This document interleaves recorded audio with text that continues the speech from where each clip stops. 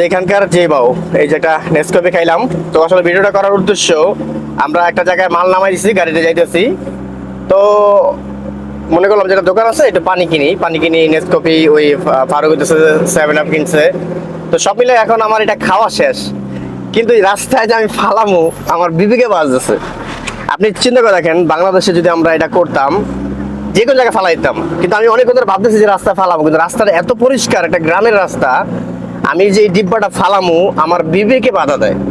তো আমরা যখন যে পরিবেশ পাই আমরা কিন্তু আমাদের পরিবেশটা মানে মানায় নেই আর কি। ইনশাল্লাহ আপনি বাংলাদেশে থাকবেন, বাংলাদেশের পরিবেশ আপনার সাথে মিলে দেবো গা। আপনি বিদেশে আসবেন, বিদেশের পরিবেশ, মালয়েশিয়া, সিঙ্গাপুর, যেখানে যান। আমি এমন শুনছি সিঙ্গাপুরে বাংলাদেশিরা প্রথম গেলেই অন্য পুরাতন যে বাঙালিরা আছে তারা সে নতুন বাঙালিরা বলে, ভাই রাস্তায় স্যাপ ফেলাই তুলে 10 বার চিন্তা করবেন, স্যাপ ফেলাইলেই আপনি ক্যামেরা দেখে ফেলবো, $300 জরিমানা। মেবি আমার মনে হয় $300 বা $100 এরকম একটা শুনছি আমি।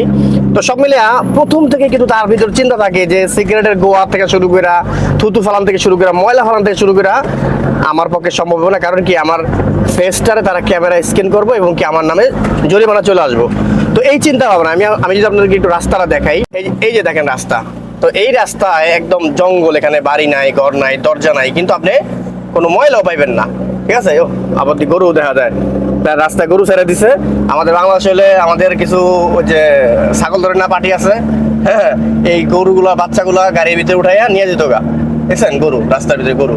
আচ্ছা, তো এটাই হলো সবচেয়ে বড় ব্যাপার, যে বিদেশের রাস্তাঘাটেও একটা যত্ন থাকে। এই যত্নটা আসলে তারা নিজেদের উদ্যোগে করে।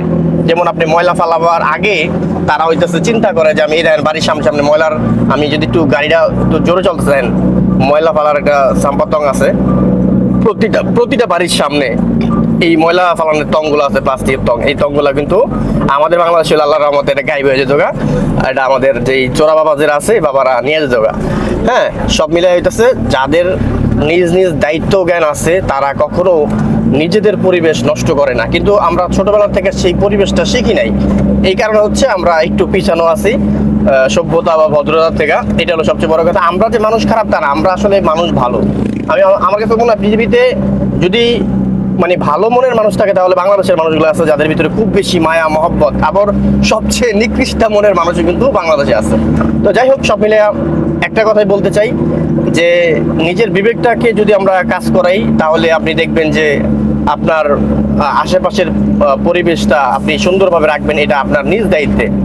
আমি যখন বাংলাদেশে ছুটিতে গেলাম, আমি আসলে আমার নিজের কাছে খারাপ লাগছে বিভিন্ন জায়গায় যখন আমি এই চিপসের প্যাকেট বা ময়লা টয়লা ফালাইতে গেছি। হ্যাঁ, ফালানোর মতন জায়গা পাইতেছিলাম না।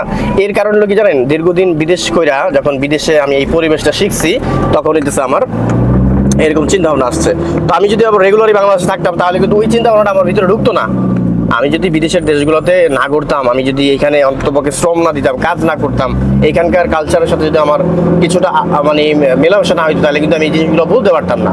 তো সব মিলে সব কিছু নিজের কাছে, এটাই আর কি। ভিডিওটা বেশি লম্বা করলাম না, সবার জন্য দোয়া ও শুভকামনা রইল। ভালো থাকবেন, আসসালামু আলাইকুম।